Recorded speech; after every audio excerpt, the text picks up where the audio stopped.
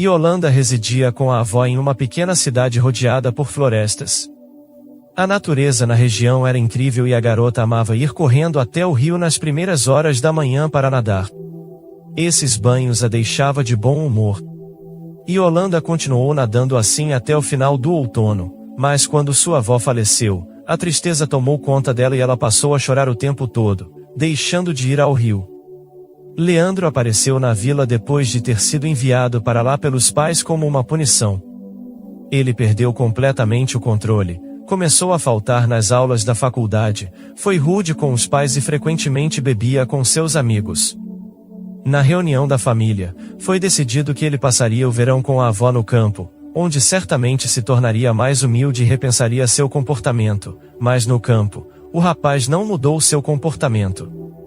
Logo ele conheceu Yolanda e começou a cortejá-la. A garota era inexperiente em relação à atenção masculina, acreditava em tudo o que lhe diziam e se apaixonou pela primeira vez na vida. Os dois caminhavam juntos até a madrugada, ouvindo o canto dos rouxinóis e o barulho do rio. Quando Yolanda percebeu que estava grávida, pensou que Leandro se casaria com ela, como deveria ser, mas ao descobrir a gravidez, Leandro disse que tudo acabou entre eles e que nunca se casaria com uma garota do campo tão boba, pois teria vergonha de seus amigos. O rapaz se despediu de Yolanda sem pensar nas consequências e partiu, deixando-a com ressentimento e lágrimas no rosto, sem saber o que fazer. Ela não tinha nenhum parente vivo, nem mesmo a mãe, que havia falecido há muito tempo, nem o pai, que abandonou a mãe de Yolanda antes mesmo de ela nascer. Logo os pais de Leandro vieram da cidade em um jipe de luxo e ele felizmente deixou essa cidade odiosa. Rumores sobre a gravidez se espalharam rapidamente, vizinhos sussurravam pelas costas de Yolanda, e depois de chorar um pouco, ela não teve escolha a não ser fazer as malas com suas poucas posses e deixar a cidade.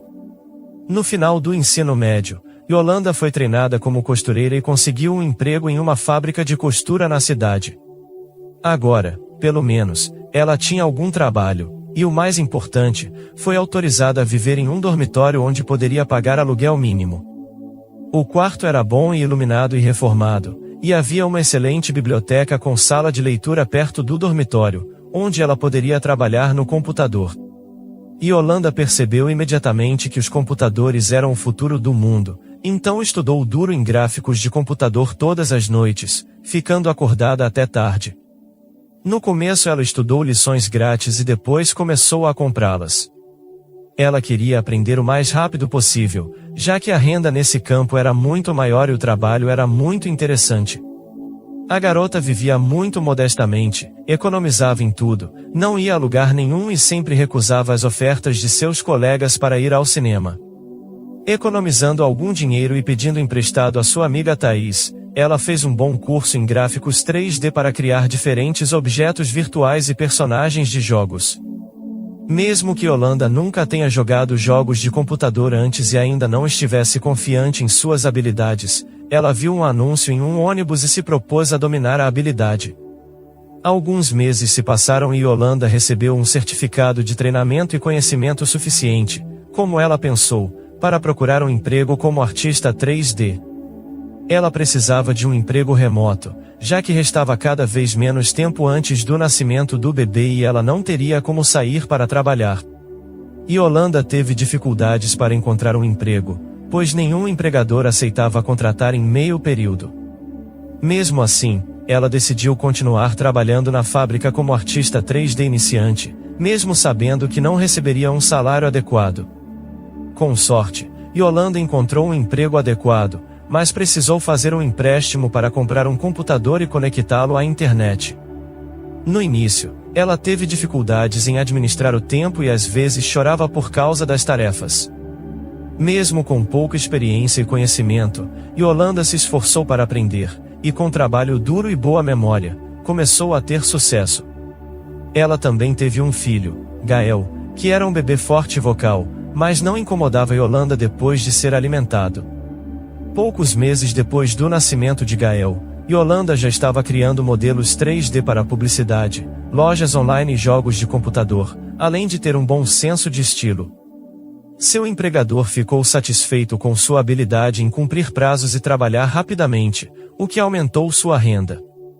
Embora pudesse procurar um apartamento, Yolanda decidiu ficar no dormitório e contou com a ajuda de sua vizinha Thaís, que também era a mãe. Thaís cuidava do bebê enquanto Yolanda trabalhava em um quarto no computador e só interrompia o trabalho para alimentar Gael. Mesmo com todas as dificuldades, Yolanda não desistiu e continuou trabalhando firmemente. Embora Thaís sempre tentasse negar dinheiro por cuidar do menino, Yolanda nunca se esqueceu de agradecê-la financeiramente, porque sem Thaís, Yolanda não teria sido capaz de trabalhar tão duro com seu filho pequeno nos braços. Um dia, Yolanda foi convocada para o escritório da empresa e estava muito nervosa com isso.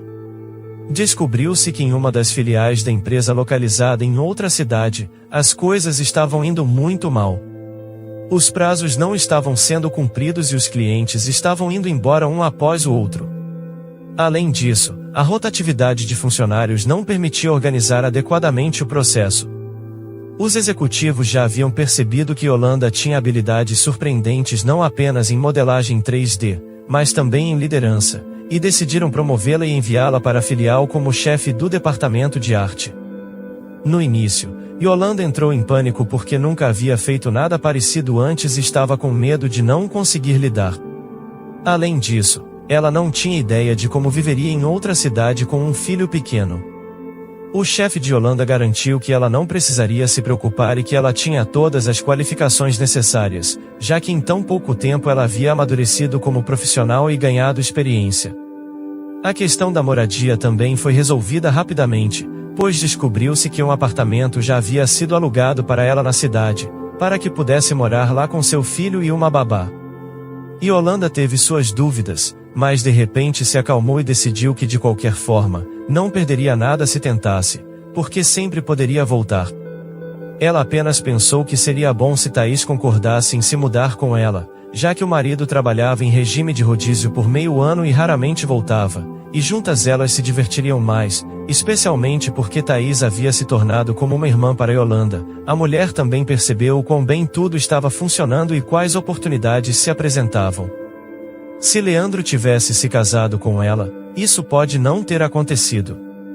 Ela poderia estar em casa agora, cozinhando jantares, cuidando das crianças e esperando o marido voltar do trabalho, sem fazer nada mais.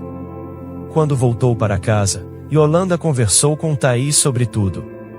Thaís consultou o marido, e em alguns dias, 2 jovens mulheres com 2 bebês e 4 malas se mudaram para outra cidade.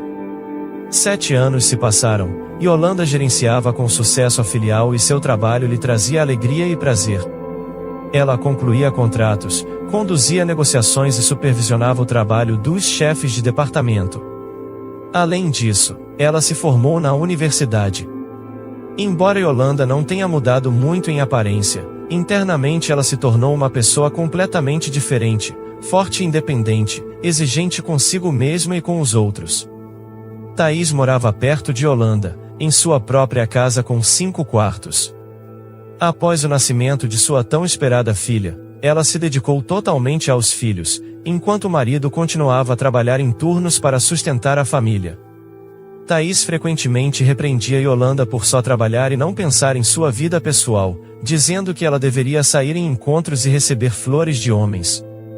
Mas Yolanda apenas brincava, dizendo que seu homem favorito e único era seu filho, e que ele lhe daria flores quando crescesse. Um dia, Yolanda voou para a sede da empresa para uma reunião e, pegando um táxi no aeroporto, ela dirigia imersa em seus pensamentos, sem perceber que o motorista olhava fixamente. Para sua surpresa, ele chamou seu nome e ela percebeu que o homem no volante era Leandro. Sim, é o mesmo Leandro que há 9 anos atrás a havia abandonado sem escrúpulos.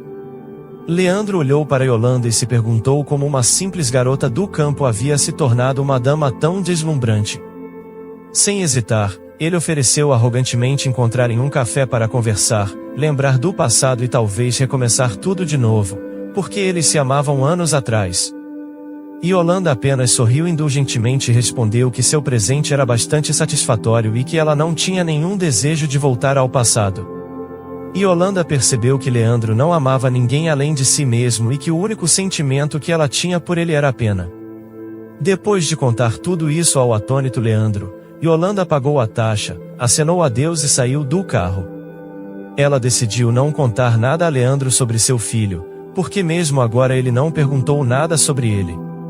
Leandro olhou para Yolanda e pensou que se ela olhasse para trás, significava que ele ainda tinha uma chance de renovar o relacionamento. Ele tinha certeza de que uma garota do campo como Yolanda não poderia mudar tão drasticamente e cortá-lo completamente de sua vida. Aparentemente, ela estava ganhando dinheiro bom agora, seria bom recuperar o relacionamento. Mas Yolanda chegou à porta do prédio do escritório e entrou sem se virar uma vez.